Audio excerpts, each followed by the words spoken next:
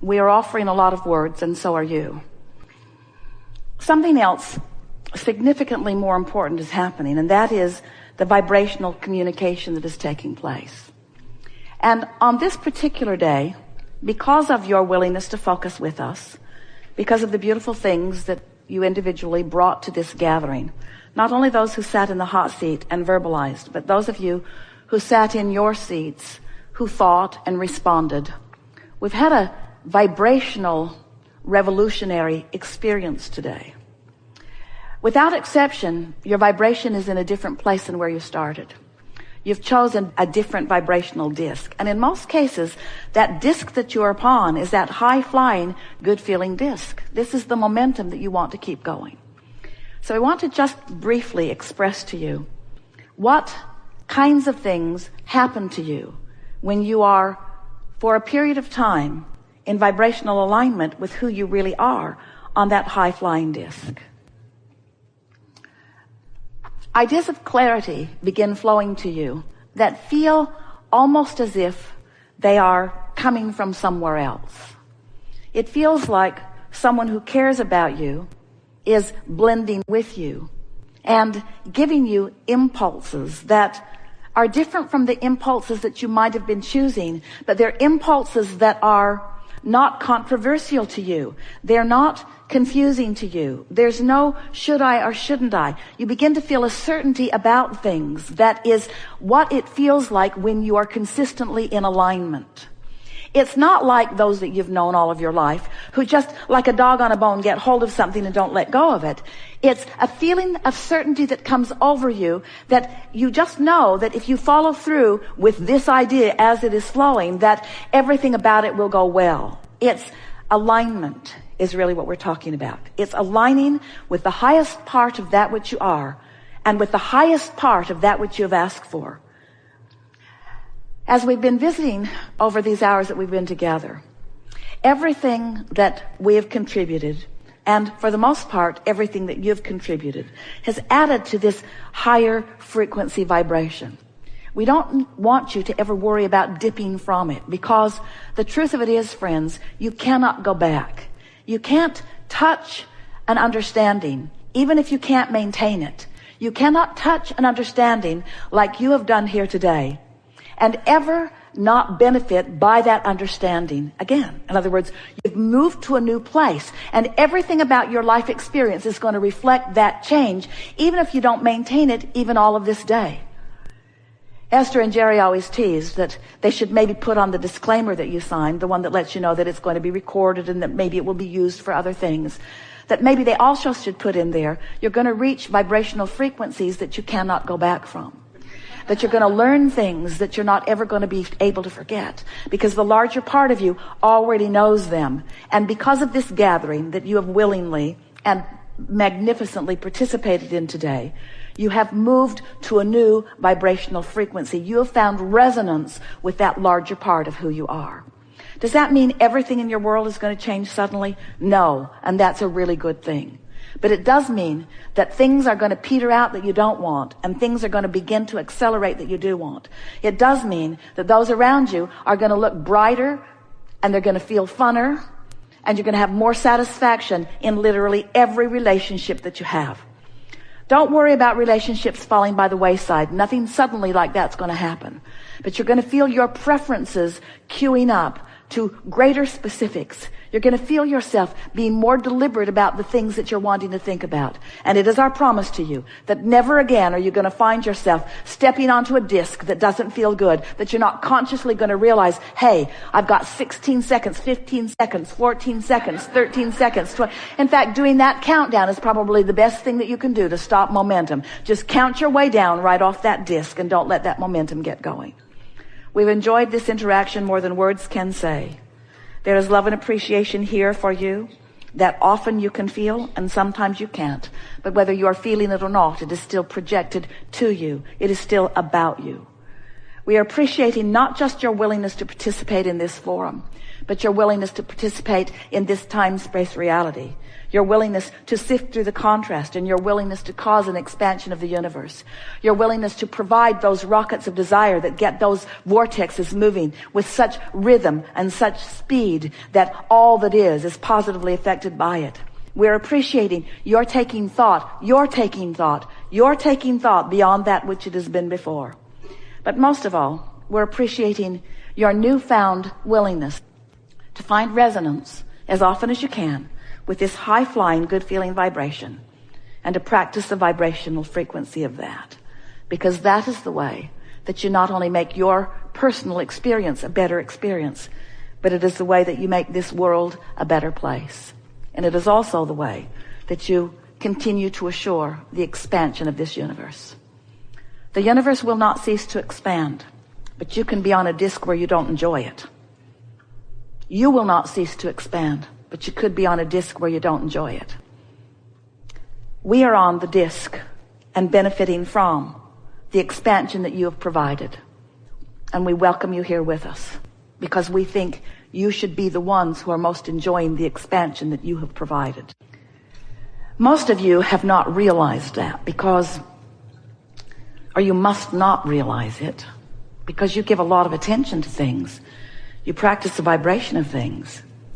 You foster beliefs about things that we know and you know you don't want. But because they are facts, or because they are reality, you feel obligated or committed to be objective. It's true. Therefore, I will give my attention to it. I will beat the drum of this truth. And we say that's really a good idea if it's a truth that you want law of attraction to flesh out in your experience in more vivid detail. But if it's a truth that you would rather not live, then why not decide for it not to be active in your vibration?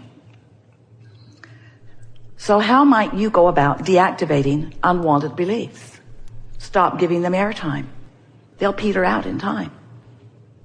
In other words, nothing will continue to be active in your vibration when you have lack of attention to it. That's what Jesus meant when he said, turn the other cheek.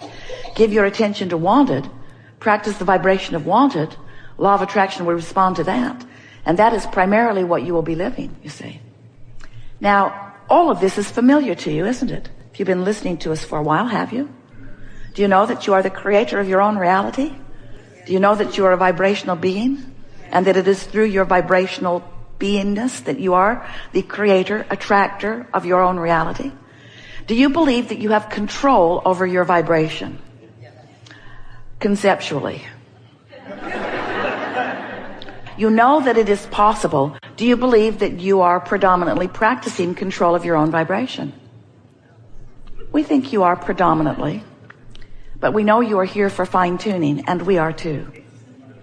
So we're continually finding new ways of explaining to you how it is that you could more easily, with more flow, more chronically, more steadily, more often, and therefore more joyfully, be the creator of your own experience. Since you've been listening to us for a while, and we can feel the clarity of who you are, we're going to make this opening short. This short, in fact. We're going to open this conversation to the things that you really want to talk about. We're going to remind you of this one really important thing. And that is, everything that you speak about while you are speaking about it is practicing a vibration of it. And sometimes in the expressing of a problem or a question or an issue, you're actually practicing the vibration of the absence of what you want. Because the problem is a different vibration than the solution. The question is a different vibration than the answer. So sometimes, in fact, often, in fact, every single time, you're going to find us interrupting you, climbing all over your words, trying to distract you from where you think you want to go. Not because we don't want you to go there in posing the question, because there's a lot of bounce that we all get out of that, but because we don't want you to make a career out of the problem vibration. In other words, you can speak it short. You don't have to speak it and justify it. We all get it. In other words, the more you explain how you think you got to this problem place, the harder it is for us to bring you into the solution. And that's true not just when you're in this forum. It's true all the time. The less airtime you give to the problem, the faster the solution will come to you. Your children have trained you because you ask them to do something and they don't do it. You ask them again and they don't do it. And so you've developed patterns of believing that you have to stay after it like a dog on a bone. I will continue to wring this problem's neck until Abraham squirts out the answer. And we say, it isn't like that at all. It isn't like that at all, because we've been squirting out the answer for quite a long time. The universe is squirting out the answer. You are surrounded by squirted out answers and solutions. They are everywhere around you. But when you beat the drum of the problem, you are vibrationally blind to the solution. It's just the way it is, you see. So we are eager to visit with you about anything that is important to you. Do not worry about us. We will wedge our message in the crack. We have all kinds of new things that we want to talk with you about today. Things that you know that you've forgotten, and some things that you have never known that you will now know. This is going to be a day of movement in your vibrational beingness.